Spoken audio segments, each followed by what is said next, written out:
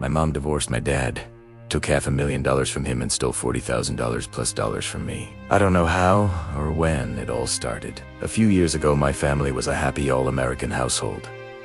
Yet the time 17M had 3 sisters and my 2 parents. My parents had been sleeping separately for some time and claimed it was due to my father's snoring habits. After a year and a half of that, all of a sudden during dinner one night, my mother stood up and announced she had something to say. She went on to tell all of us that she felt she wasn't part of our family.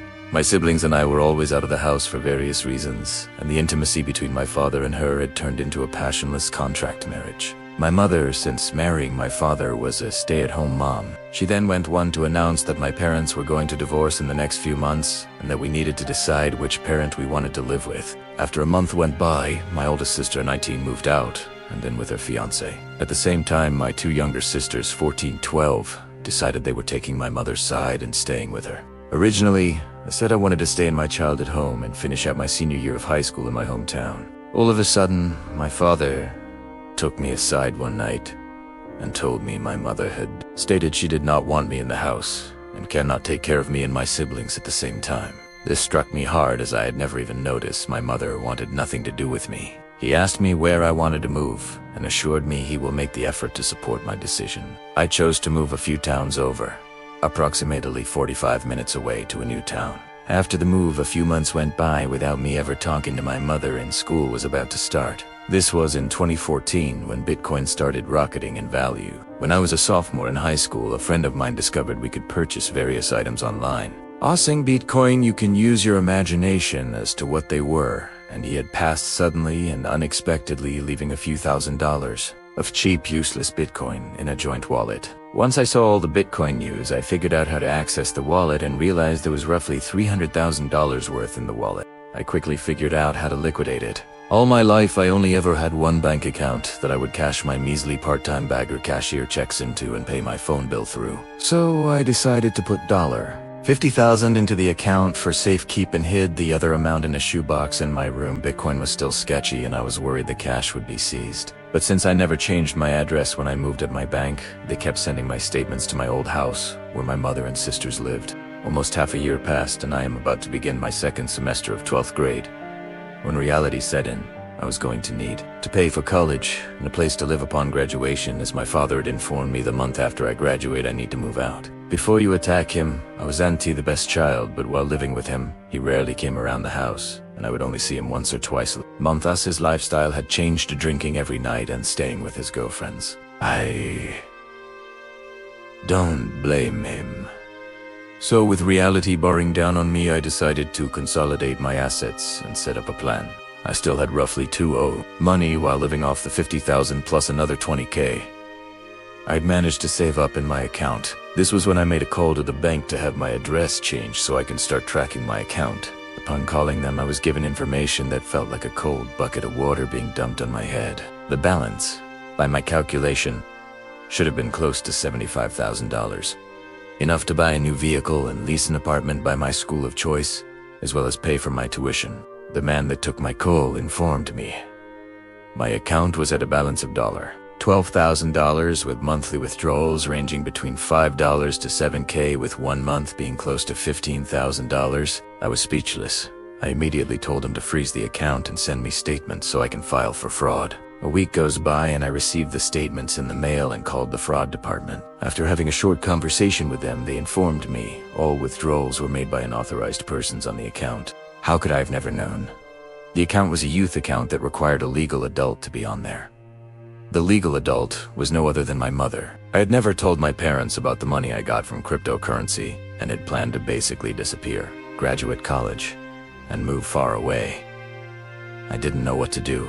If I went to my father, I was afraid he was going to get mad at me and report the cash to the police. He was deathly afraid of any illegal activities or kick me out on the spot, as I had turned 18 recently. So I decided to show up to my mother's house, unannounced. Upon arriving at my mother's house, the door was locked, but her and her boyfriend's vehicles were there. I beat on the door until she yelled back she doesn't want me there and that if I didn't leave she would call the police. I immediately realized she knew exactly what she had done and I went into a fit of rage. As I stood there beating down the door in a teary fit, she was actively screaming at me to leave and that she never wanted anything to do with me. I finally snapped and yelled back that I would get her back for what she did. I then got back in my car and left. On my way home, I was called by the local police department from my hometown and asked to go there immediately for questioning. I complied in hopes I could bring the theft of my money into light and have it returned to me. When I arrived, there was a police officer outside taking pictures of one of my mother's wheels, and I knew she had done something to make the police get involved. An officer, also a family friend, came out and escorted me inside to a room where my mother was sitting on the other side of a glass wall. He told me my mother was requesting a restraining order against me for herself and my 2 younger sisters. He then stated that according to my mother, before I got to my childhood home, her vehicle was all in order, and after I left, some of the lug nuts on her driver's side wheel had been loosened what the FC, and I told him I had nothing to do with it. He then showed photos of small dents on my mother's front door from me beating on it in anger too, which I admitted was myself, and that she had stolen thousands of dollars out of my account. My mother, in an angry panic, immediately interjected and said that she had put that money in there and she had been using that to pay the mortgage and tend for my siblings, as she was searching for a job at the time. She claimed she was the account holder and that it was money from the divorce settlement. The police took a look at the statements I had in the car and disagreed that the money was in fact deposited by me, but because it was a youth account and she was an account holder, that she legally had the right to use it as she pleased. I was so defeated I didn't know what else to say, so I sat silently. I was given documents to sign and told I had a court date in 2 weeks for the restraining orders to be finalized. Until then, I had a no-contact order between my mother and younger sisters. After leaving, I withdrew the remaining balance of $7.989. Third, she had gone and unfroze the account as well as made another $5,000 withdrawal. Defeated, I simply waited for my court date. 2 weeks goes by and I arrive to court. After the opening information is presented, the judge begins to go over the why for the order.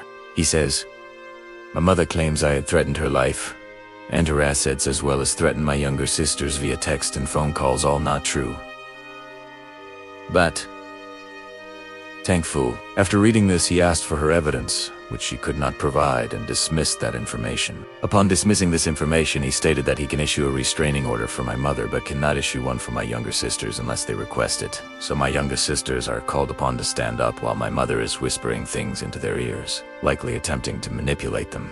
My whole life, I was very close with my middle sibling, 15 now, and she burst out crying in pain that my mother was a liar and that she was stealing from me, and that she missed me dearly. She said she doesn't want a restraining order and wished things would just go back to normal. My baby sister followed suit and cried out that this was terrible and that she didn't want to be a part of the family anymore. After the judge was able to silence him, he asked them to step outside.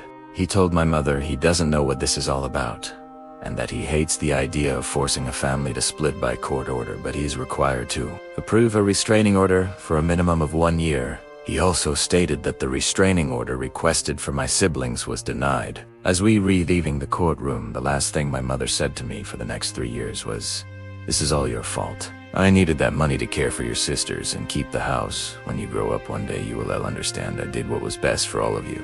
I simply told her back, "You did what was best for you, not what's best for me. You're not my mother, and from this day on, you'll never see me again."